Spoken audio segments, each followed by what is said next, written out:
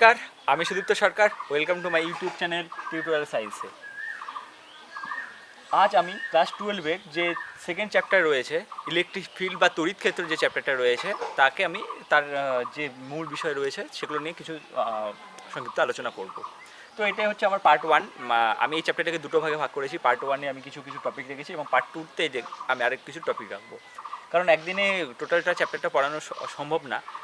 কারণ তোমাদেরও একটা ধৈর্যের ব্যাপার আছে, প্লাস হচ্ছে জিনিসগুলোকে বুঝতে হবে, পড়তে হবে, এবং এর সঙ্গে যে ম্যাথমেটিক্যাল যেগুলো ক্যালকুলেশন রয়েছে সেই ম্যাথমেটিক্যাল ক্যালকুলেশনগুলোকে বুঝতে হবে সবাইকে। এটা হচ্ছে ফার্স্ট কথা। কারণ ফিজিক্সের একটা হিউজ নাম্বার থাকে ম্যাথমেটিক্স, এবং ম্যাথমেটিক্সটাকে জানতে হবে, মানে নিউমেরিক্যাল প্রবলেম বা ম্যাথমেটিক্যাল যে প্রবলেমগুলো রয়েছে সেগুলোকে জানতে হবে।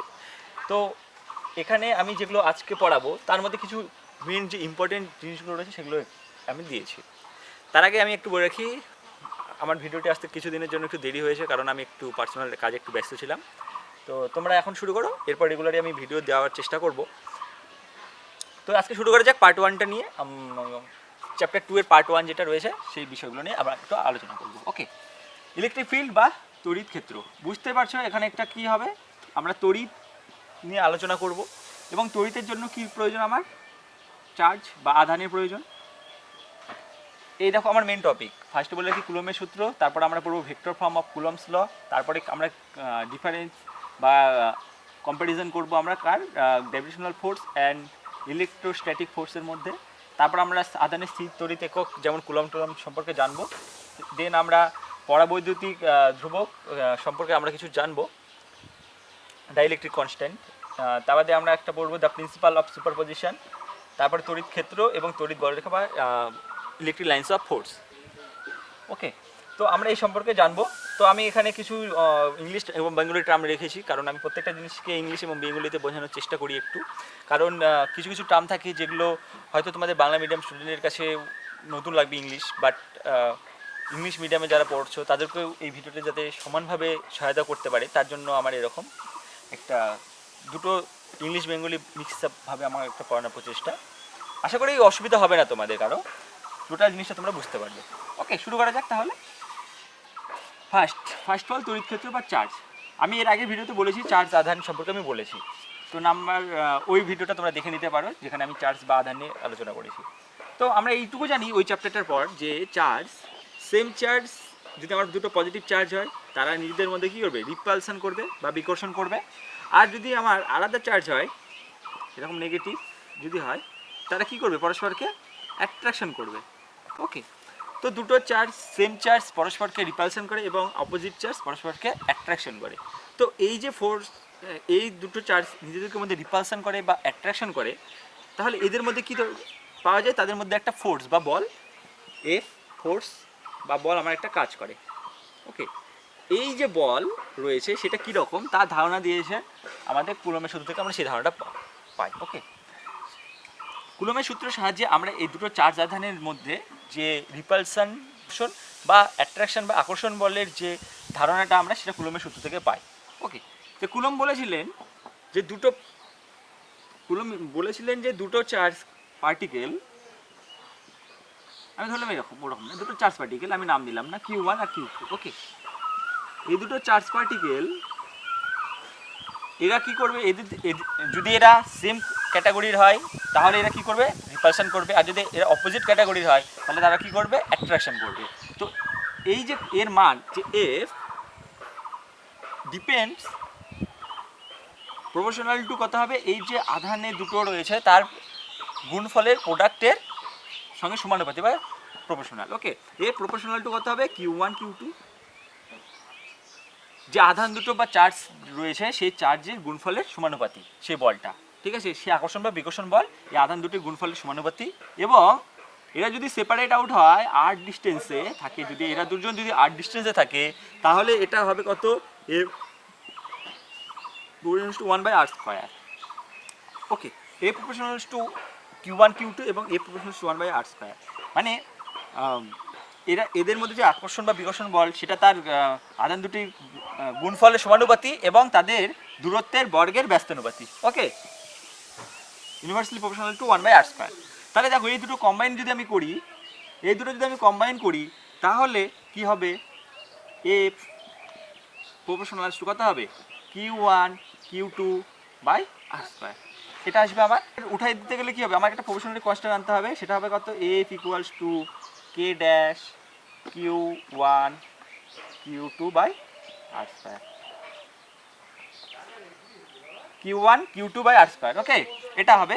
তো দেখো এটার মধ্যে আর এর যে দূরত্বের মধ্যে ডিপেন্ডস করছে, যদি তাদের ফোর্স দুটো যদি আধান দুটো যদি কাছে কাছে চলে আসে আমার, তাহলে এদের মধ্যে কি হবে, আর এর মানটা কি হবে, কমে যাবে। যদি কমে যায় তাহলে এফ এর মানটা বেড়ে যাবে, এবং যদি আমার এরা দূরে চলে যায় তাহলে আমার কি বলের মানটা কমতে থাকবে।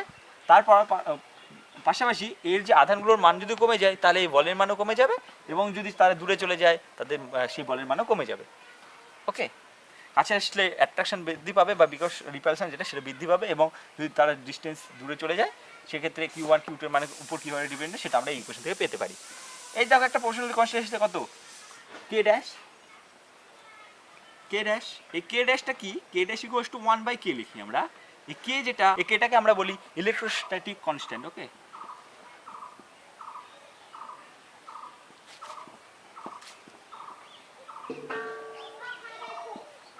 এটাকে আমরা বলি, এটাকে বলি আমরা ইলেকট্রোস্ট্যাটিক কনস্ট্যান্ট। ঠিক আছে, আর এর যে এটা কি এ proportionals two F equals two ছিল এটা, এফ ইকুয়ালস টু ছিল এটা, তাহলে দেখো এটার যে এই ফোর্সে কি হবে, ফোর্স তো একটা ভেক্টর রাশি, তার একটা মান এবং অভিমুখ থাকবে। এই অভিমুখটা কোথায় থাকবে, তাদের যে জয়েনিং, তাদের মধ্যে যে জয়েনিং রেখা, জয়েনিং লাইন, সেটা বরাবর অ্যাক্ট করে, কাজ করে। ওকে, তাহলে এই ফোর্সের যে বল অভিমুখ, সেটা কি, বলটার যে অভিমুখ সেটা কি হবে, এদের মধ্যে যে সংযোগকারী রেখা, সেই রেখা বরাবর এটা কাজ করে।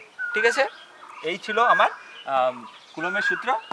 আর এই কে এর মানটা কার উপর ডিপেন্ড করে, কে এর মান এই যে Q1 Q2 এবং আর এর উপর ডিপেন্ড করে এই কে এর মান।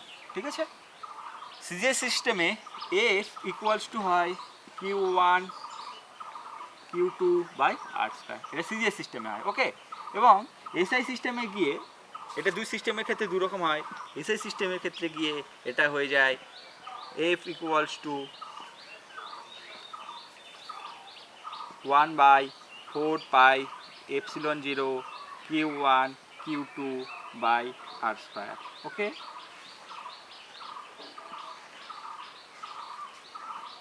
এটা এবার তোমাদের মনে হতে পারে এটা আবার কি টার্ম, এপসিলন 0। এই এপসিলন 0কে বলা হয় পারমিটিভিটি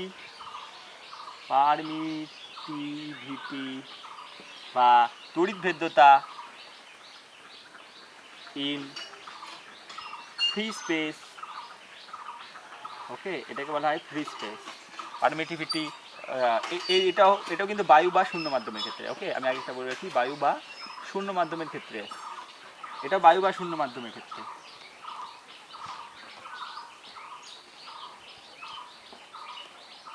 এটাকে বলা হয় তড়িৎভেদ্যতা, পারমিটিভিটি বা তড়িৎভেদ্যতা বলা হয়।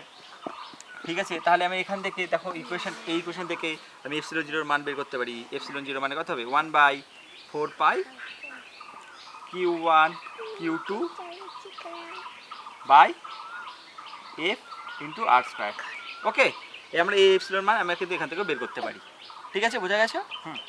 এই এপসিলনের যে পারমিটিভিটি, এপসিলনের মান আমরা যদি দেখি তাহলে সেটা পাওয়া যায় 8.85 into 10⁻12 coulomb square newton inverse metre to the power -2।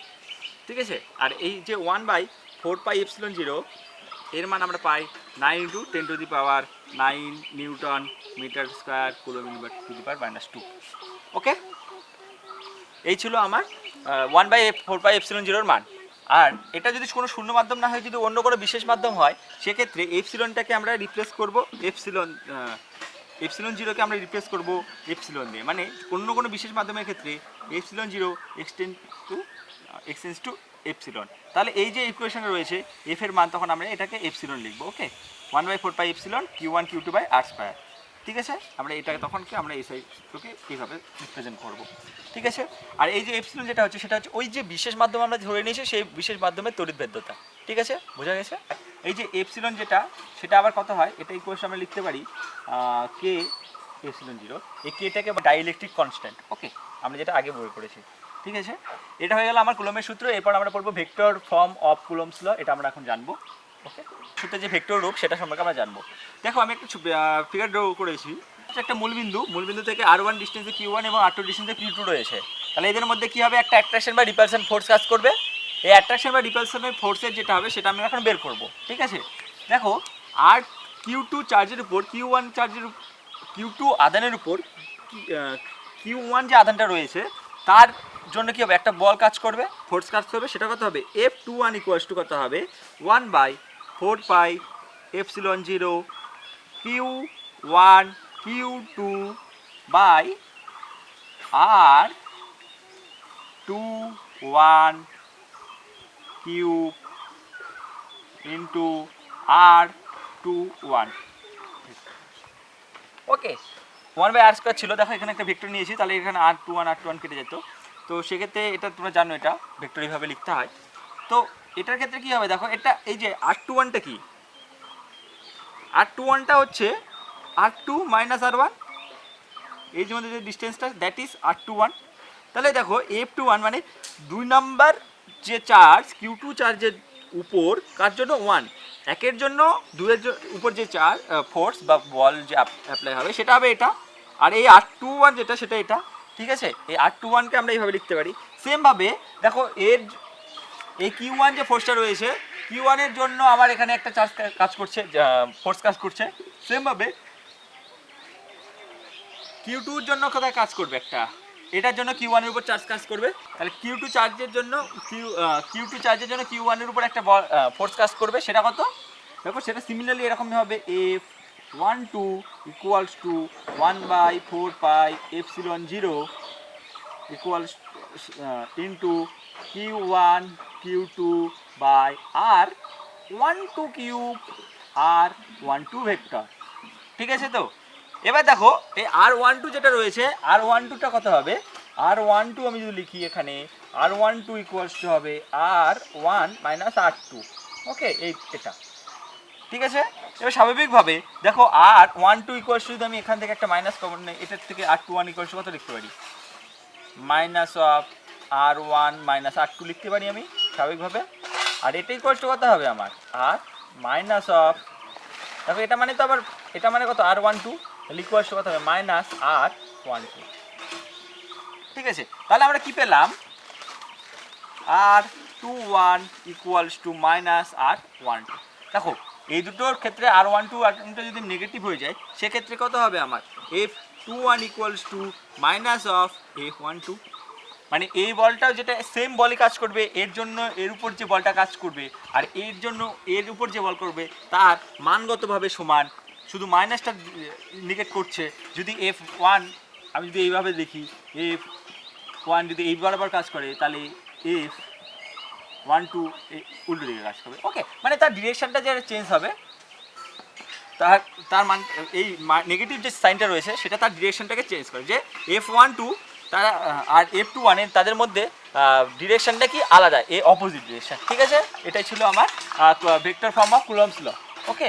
তো আমরা এখন যে গ্র্যাভিটেশনাল ফোর্স বা আরেকটা হচ্ছে কি মহাকর্ষ বল, আরেকটা হচ্ছে তড়িৎ ক্ষেত্র বল বা ইলেকট্রোস্ট্যাটিক ফোর্স, এর মধ্যে আমরা স্থির তড়িৎ বল যেটা বলে তার মধ্যে আমরা তুলনা কম্প্যারিজন করব। তো তোমরা জানো কম্প্যারিজন যদি বলি আমি, কম্প্যারিজন যখন আমরা বলা হবে কোনো ক্ষেত্রে, কম্প্যারিজন ক্ষেত্রে বললে আমরা কিছু সিমিলারিটিস দেখব, সাদৃশ্য সিমিলারিটিস, এবং কিছু আমরা কি দেখব ডিসিমিলারিটিস বা আমরা বৈষম্যটা দেখব, ঠিক আছে। বৈসাদৃশ্য বা বৈষম্যটা দেখব আমরা কি কি তাদের মধ্যে মিল আছে এবং কি কি তাদের মধ্যে অমিল রয়েছে, আমরা সেটা নিয়ে এখন একটু জানবো। দেখো মহাকর্ষ বল এবং তড়িৎ ক্ষেত্র বলের ক্ষেত্রে কি হয়, এরা দুজনেই কি বলটা রয়েছে F, সেটা কার উপর 1/r² এর সঙ্গে প্রপোর্শনাল হয়, ওকে। তার দূরত্বের বর্গের ব্যস্তানুপাতি হয় দুটো ক্ষেত্রে, এর ক্ষেত্রেও দূরত্বের বর্গের ব্যস্তানুপাতি, এর ক্ষেত্রে দূরত্বের বর্গের ব্যস্তানুপাতি হয়, ওকে। এটা 1 নাম্বার সিমিলারিটিস তুলনা, এটা 1 নাম্বারের তুলনা আমরা করছি, ঠিক আছে।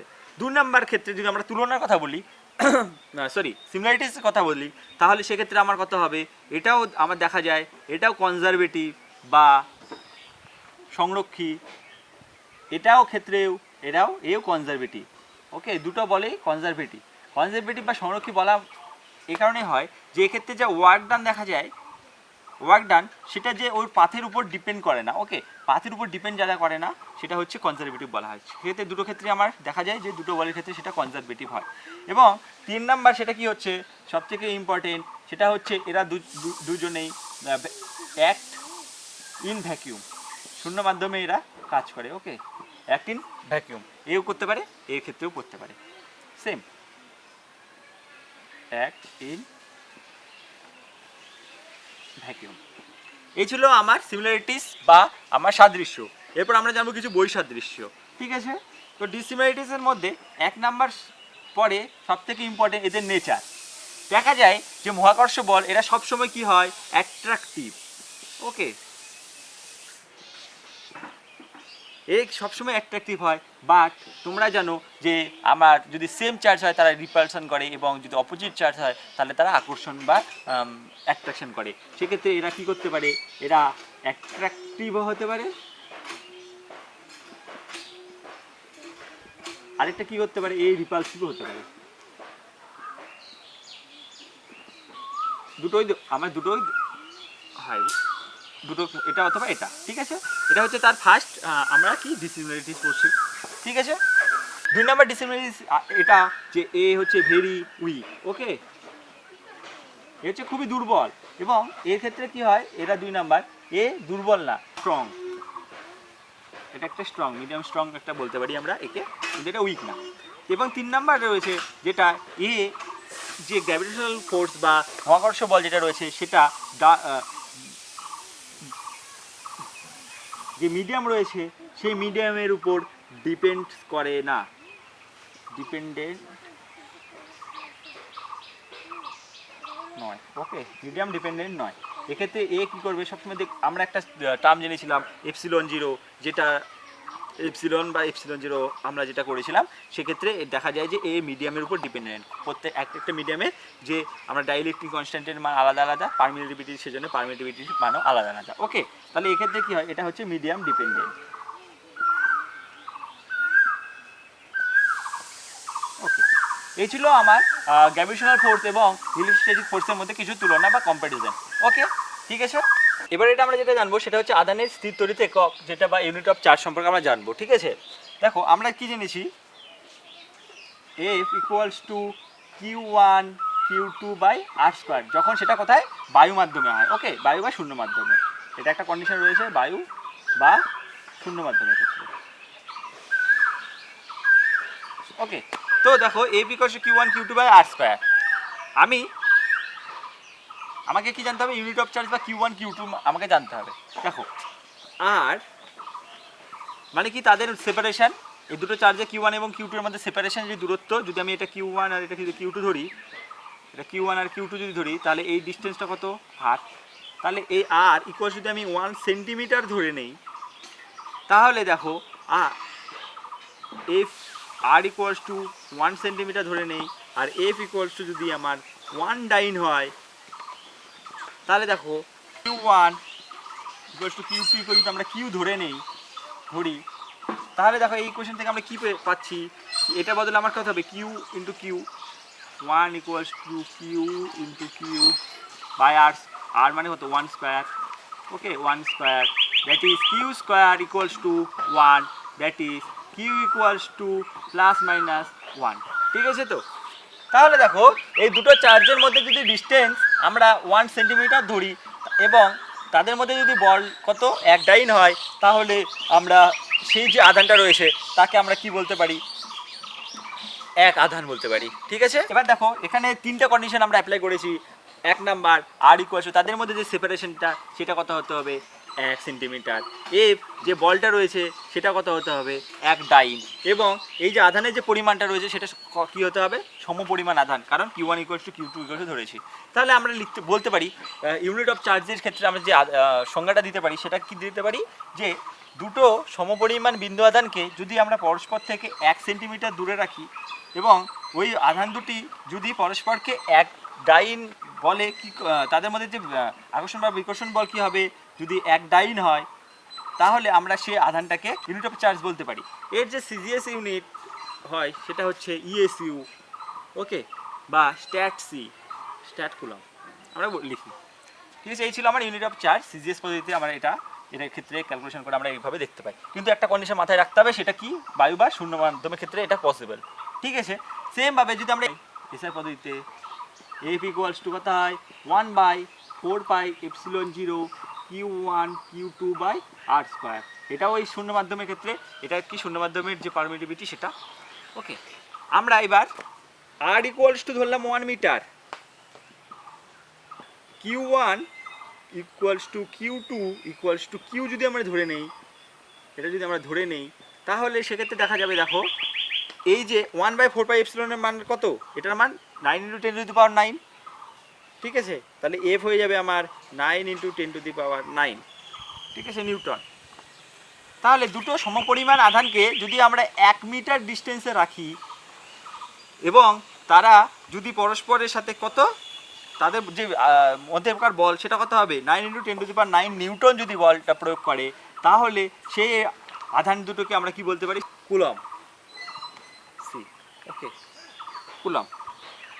আরেকটা একে 1 কুলম বলা হয়, ঠিক আছে, ওটাকে স্ট্যাটসি আমরা ওইভাবে ব্যাখ্যা দিতে পারি, কুলমকে আমরা এইভাবে ব্যাখ্যা দিতে পারি যে দুটো সমপরিমাণ বিন্দু আধানকে যদি আমরা শূন্য মাধ্যমে, শূন্য বা বায়ু মাধ্যমে আর যদি পরস্পর থেকে 1 মিটার ডিস্টেন্সে রাখি এবং তাদের মধ্যে যদি 9 × 10⁹ নিউটন বল কাজ করে, তাহলে আমরা সেই আধানটাকে 1 কুলম বলতে পারি, ঠিক আছে, বুঝে গেল? তো এবার দেখো ওটার ক্ষেত্রে কী ছিল আমার ইএসইউ আধান, আর এটার ক্ষেত্রে কী হলো কুলম। আমাদেরকে মনে রাখতে হবে সেটা হলো 1 কুলম ইকুয়ালস টু 3 × 10⁹ ইএসইউ আধান, ইএসইউ আধান। ওকে, এই ছিল আমার আধানের স্থির তড়িৎ একক। এরপর আমরা জানবো পরাবৈদ্যুতিক ধ্রুবক বা ডাইইলেকট্রিক কনস্ট্যান্ট সম্পর্কে, ঠিক আছে। আমি একটু আগে যেটা বলছিলাম epsilon equals to K epsilon 0, এটা কি, এপসিলন হচ্ছে পারমিটিভিটি অফ দ্যাট মিডিয়াম, আর এটা হচ্ছে এপসিলন 0 কি, পারমিটিভিটি বা অফ দ্যাট স্পেস, মানে শূন্য মাধ্যমে ফ্রি স্পেস, ঠিক আছে। আমরা এই কেটাকে ধরেছি ডাইইলেকট্রিক কনস্ট্যান্ট, এপসিলনটাকে ধরেছি বলেছি কি পারমিটিভিটি অফ দ্যাট মিডিয়াম, ঠিক আছে, ডাইইলেকট্রিক কনস্ট্যান্ট বা পরাবৈদ্যুতিক ধ্রুবক, আর এটা হচ্ছে তার তড়িৎভেদ্যতা, ঠিক আছে। তাহলে কে আমরা পরাবৈদ্যুতিক ধ্রুবকের যে সংজ্ঞাটা দিতে পারি কি, ratio of the permittivity of that space to the permittivity of free space. আমরা যদি তড়িৎভেদ্যতা ওই মাধ্যমের তড়িৎভেদ্যতার সঙ্গে আমরা যদি শূন্য মাধ্যমের তড়িৎভেদ্যতার যে রেশিওটা বের করব, সেটাকে আমরা বলি ওই মাধ্যমের ডাইইলেকট্রিক কনস্ট্যান্ট বা ওই মাধ্যমের পরাবৈদ্যুতিক ধ্রুবক, ঠিক আছে, বুঝে গেছে? তোমাদের এই যে আমি যেগুলো পড়াচ্ছি, তোমাদের যদি এই বিষয়ে কোনো রকম যদি কোনো কিছু পড়া না বুঝতে পারো, কোনোটা যদি তোমাদের স্কিপ অসুবিধা মনে হয়, তোমরা আমাকে কমেন্ট বক্সে জানাতে পারো, ঠিক আছে, আমি যথাসম্ভব আমি সেটাকে রিপ্লাই দেওয়ার চেষ্টা করব। এবং তোমরা আমার সাথে তোমাদের কোনো প্রবলেম থাকলে তোমরা আমার সাথে ফেসবুক অথবা ইনস্টাগ্রামে তোমরা আমার সঙ্গে কন্ট্যাক্ট করতে পারো। ওকে, আমার ডেসক্রিপশনে আমার ফেসবুক এবং ইনস্টাগ্রামের লিঙ্ক দেওয়া থাকবে, তোমরা ওখান থেকে কন্ট্যাক্ট করতে পারো আমার সঙ্গে। এবার আমরা যেটা জানবো সেটা হচ্ছে দ্য প্রিন্সিপাল অফ সুপারপজিশন, যেটা আমরা সেটা সম্পর্কে জানবো, দ্য প্রিন্সিপাল অফ সুপারপজিশন। এটাকে বলা হয়েছে যা, দেখো যদি কোনো একটা ক্ষেত্রে অনেকগুলো চার্জ পার্টিকেল থাকে, মনে করো এখানে একটা, এখানে একটা, এখানে Q1 Q2 Q3, এভাবে যদি আমার কোনো একটা করে চার্জ পার্টিকেল থাকে এইভাবে বরাবর, তাহলে এর জন্য মানে এই Q1 এর চারিদিকে যদি আমার চার্জ পার্টিকেল থাকে, তাহলে কি হবে, অন্যান্য চার্জের জন্য Q1 এর ক্ষেত্রে কি হবে, ফোর্স অ্যাপ্লাই হবে। তাহলে প্রত্যেকটা চার্জের পার্টিকেলের জন্য Q2 এর জন্য এর উপরে একটা ফোর্স অ্যাপ্লাই হবে, Q3 এর জন্য এর উপর একটা ফোর্স অ্যাপ্লাই হবে, সেরকম প্রত্যেকটা চার্জ পার্টিকেলের জন্য এই Q1 এর উপর একটা ফোর্স অ্যাপ্লাই হবে। এই যে ফোর্স, মাল্টিপল চার্জের জন্য যে ফোর্স, সেটাকে জানার জন্য আমাকে এটা পড়তে হবে। এটা মেইনলি হচ্ছে force due to many charge বা মাল্টিপল চার্জের ক্ষেত্রে আমরা যে ফোর্সটা বের করি সেটা এটা। Okay, the principle of superposition, এটা যা বলেছে দেখো, the total force acting on a charge, মনে করো Q1 এর ক্ষেত্রে two number of interacting charges around it, Q2 Q3, আরও সাপোজ এখানে QNও রয়েছে, Qn এদের জন্য যে চার্জটা কী হবে, চার্জ পার্টিকেলের জন্য Q1 এর উপর যে চার্জ সেটা কত হবে, is the vector sum of the individual force acting on that charge due to each of the other charges. মানে Q1 এর এই এতগুলো চার্জ যদি এর Q1 এর পাশে থাকে, তাহলে প্রত্যেকটার জন্য ওর উপর যে বলটা প্রয়োগ হবে, যে ফোর্সটা অ্যাপ্লাই হবে, সেই বলটার মান কত হবে, প্রত্যেকটা ইন্ডিভিজুয়াল করলে যা হয়, Q2 এর জন্য Q1 এর উপর যে চার্জ, Q3 এর জন্য Q1 এর উপর যা charge, dot dot dot Qn এর জন্য Q1 এর উপর যে চার্জ, সেই চার্জগুলোর প্রত্যেকটার ইন্ডিভিজুয়াল যে চার্জের ক্ষেত্রে যে ফোর্সটা অ্যাপ্লাই হবে, সেই ফোর্সটার যে ভেক্টর সাম রয়েছে, সেই ভেক্টর সামের সঙ্গে সমানুপাতিক, ঠিক আছে। ওকে, প্রত্যেকটা যা হবে তার ক্ষেত্রে তার যে ফোর্সটা অ্যাপ্লাই সেই vector sum of the individual forces তার সঙ্গে সমান। ওকে, আশা করি বোঝা গেল। তো এটার ক্ষেত্রে যদি আমরা বের করি, এক্ষেত্রে মনে করো সাপোজ আমি ধরলাম যে আমার এই এরকম একটা সিস্টেম রয়েছে যেখানটায় আমার এন সংখ্যক চার্জ পার্টিকেল রয়েছে, ঠিক আছে। আমি ধরলাম এই সিস্টেমে Q1, Q2, Q3 dot dot dot dot Qn number of charge রয়েছে, ঠিক আছে, বোঝা যাচ্ছে তো। তাহলে দেখো F1 Q1 এর উপর যে এগুলোর যে চার্জের উপর যে ফোর্সটা হবে সেটা কত হবে, F1 equals to F21 plus F31 plus dot dot dot dot plus Fn1, that is 2 নাম্বারটার জন্য একের উপর যে ফোর্স সেটা প্লাস 3 নাম্বারটার জন্য একের উপর যা ফোর্স তার যে ভেক্টর সাম, এগুলো সব ভেক্টর সাম, সেগুলো যোগ হবে। ওকে, এটাই ছিল আমার দ্য প্রিন্সিপাল অফ সুপারপজিশন। এটা যদি তোমরা বের করো তো দেখা যায় যে F1 এর মানের F21 যেটা হবে সেটা কত হবে, 1/4 pi epsilon 0 Q1 Q2 by R12 into R12 vector, এরকম করে প্রত্যেকটা ক্ষেত্রে বের করা যাবে, ঠিক আছে। R12 মানে কি, এই ডিস্টেন্সটা। ওকে, এটা আর দেখো Q2 আর Q1 এর মধ্যে যে ডিস্টেন্স সেটা হচ্ছে R12, ঠিক আছে। সেমভাবে আমরা যদি 3 নাম্বারের ক্ষেত্রে করি তাহলে কী হবে, এগুলো তো ফিক্স থাকবে, 1/ε0 টু ফিক্স থাকবে, শুধু চেঞ্জ হবে কত, Q1 Q3 হয়ে যাবে, এখানে R13 কিউব হবে, সঙ্গে R13 আর ভেক্টর সাম F31। ওকে, এ করতে করতে যদি আমরা এন সংখ্যক নাম্বারের ক্ষেত্রে যখন চলে যাব, সেক্ষেত্রে আমার Fn এর যা মান দাঁড়াবে, যদি আমরা Fn1 লিখি, that is 1/4 pi epsilon 0 into Q1 Qn r N1 r N1 vector, এটা কিউ। ওকে, এভাবে হবে। তাহলে এক্ষেত্রে এবার যখন আমি এগুলো সব F1 যেটা হবে সেটা কত হবে, এই F21 প্লাস F31 সবগুলো যোগ করলে, এবার দেখো তোমরা যদি যোগ করো সবগুলো, সব ক্ষেত্রে একটা করে কনস্ট্যান্ট টার্ম আছে, 1/4 পাই এপসিলন 0, তাহলে 1/4 পাই এপসিলন 0 আমি কমন নিয়ে নিলাম। ওকে, ব্র্যাকেটের মধ্যে কত থাকবে দেখো, এই টার্ম যোগ এই টার্ম যোগ এই টার্ম, তাহলে কত থাকবে, Q1 Q2 R12 cube R12 vector plus Q1 Q3 R13 cube R13 vector plus dot dot এই টার্মটা।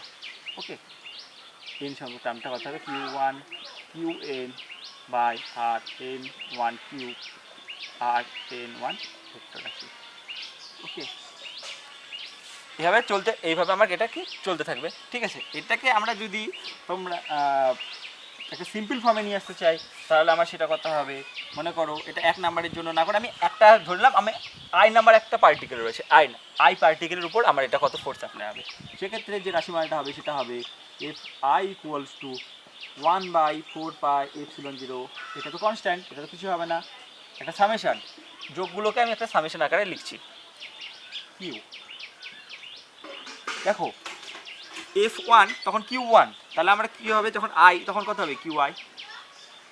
দেখো এখানে 2 3 4 করতে থাকবে, তাহলে এটা কত হবে J, কিন্তু যেটা দেখো স্টার্ট হবে কোথা থেকে, I থেকে তো স্টার্ট হবে না, I যদি 1 হয় তাহলে দেখো 1 থেকে তো আর স্টার্ট হচ্ছে না, Q2 এর যা মান রয়েছে সেটা 1 থেকে স্টার্ট হবে না কিন্তু, হ্যাঁ। তাহলে যে সামেশনটা নেবো সেই সামেশনটা ওবার I নেব, বাট Jও নেব, কিন্তু J নট ইকুয়াল টু কিন্তু I, এটা মাথায় রাখতে হবে। ওকে, যে আমরা যদি এখানটায় ইয়ে করি তাহলে আয়ের মান সেটা কিন্তু হবে না, জে এর মান কিন্তু আয়ের মান না, দেখো কোথাও কিন্তু Q1 কোথাও নেই কিন্তু, সেক্ষেত্রে Q1 ইন্টু QJ বাই, যদি আমরা এটা বের করি সেটা কথা হবে আর আই, এটা হবে, এটা জে হবে কিউব ইন্টু কথা হবে আর আই জে। দেখো এটাকে আমি এইভাবে লিখতে পারি, হ্যাঁ, আমি সাপোজ উপরে লিখছি, এটা হবে Fi equals to 1/4 pi epsilon 0, এটা হবে আমার QI QJ আর IJ, আমি এখানে স্কোয়ার লিখছি, সঙ্গে আমি দিচ্ছি আর IJ একটা ক্যাপ, এটা হচ্ছে তার ইউনিট ভেক্টর। ওকে, মেনলি এটাকে বলা হয় ইউনিট ভেক্টর, আর এই যেটাকে বলা হয় পজিশন ভেক্টর। তো এটা কথা হবে ছিল আমার I থেকে স্টার্ট আর j equals to not equals to i. ঠিক আছে, এই ছিল আমার the superposition, the principle of superposition. এটা একটা ফর্মুলা। আমরা যে কোন একটা, আমরা এরকম অনেকগুলো মাল্টিপল চার্জের ক্ষেত্রে কোন একটা চার্জের উপর কীরকম ফোর্স অ্যাক্ট করছে তার আমরা এখান থেকে এই ডেরিভেশন থেকে আমরা সেটা বের করতে পারি। ঠিক আছে, এটাই ছিল আমার দ্য প্রিন্সিপাল অফ সুপারপজিশন। এরপর আমরা জানবো সেটা হচ্ছে ইলেকট্রিক ফিল্ড সম্পর্কে, তড়িৎ ক্ষেত্র। ঠিক আছে, তড়িৎ ক্ষেত্র মানে কি? দেখো একটা ক্ষেত্র মানে কি, একটা ফিল্ড বা মাঠ। আমরা মাঠে যাই খেলা করতে, সেরকম কী হবে, ওই জায়গাটা আমাদের খেলার পক্ষে উপযোগী। সেমভাবে কোনো একটা যদি চার্জ পার্টিকেল থাকে, কোনো একটা চার্জ পার্টিকেল থাকে, এই চার্জ পার্টিকেলটা কী হবে, ফোর্স অ্যাপ্লাই করবে। সেখানে যদি আমরা একটা সেম চার্জ নিয়েছি তাহলে কি রিপালশন ফোর্স করবে, এবং যদি সেখানটা আমরা আলাদা বিপরীত ধর্মের ওর যে, ও যদি এটা সাপোজ ধরলাম এ পজিটিভ, তাহলে যদি আমরা এখানে একটা পজিটিভ আনি তাহলে এখানে কী হবে, রিপালসিভ ফোর্স কাজ করবে। আর যদি আমরা এখানে নেগেটিভ নিয়ে আসি তাহলে এখানে একটা অ্যাট্রাকটিভ ফোর্স কাজ করবে। তো এই একটা কী হবে, এই একটা এরিয়ারও থাকে বা ফিল্ড থাকে। এই ফিল্ডের মধ্যে কি হয়, যদি আমরা সেম কোনো একটা আধান নিয়ে আসি বা কোনো একটা চার্জ যদি নিয়ে আসি, তাহলে সেই চার্জটা নিলে তার উপরে একটা কী হবে, আমরা ফোর্স দেখতে পাবো। এই একটা ফোর্স অ্যাক্ট করবে। সেই ফোর্সটাকে আমরা মানে যে ফিল্ডের ক্ষেত্রে কোনো একটা চার্জের জন্য আমরা অপর যদি একটা চার্জ আনি তার উপর যদি কোনো একটা বল কাজ করে, তাহলে সেই ক্ষেত্রটাকে আমরা কি বলতে পারি, তার ইলেকট্রিক ফিল্ড। ওকে,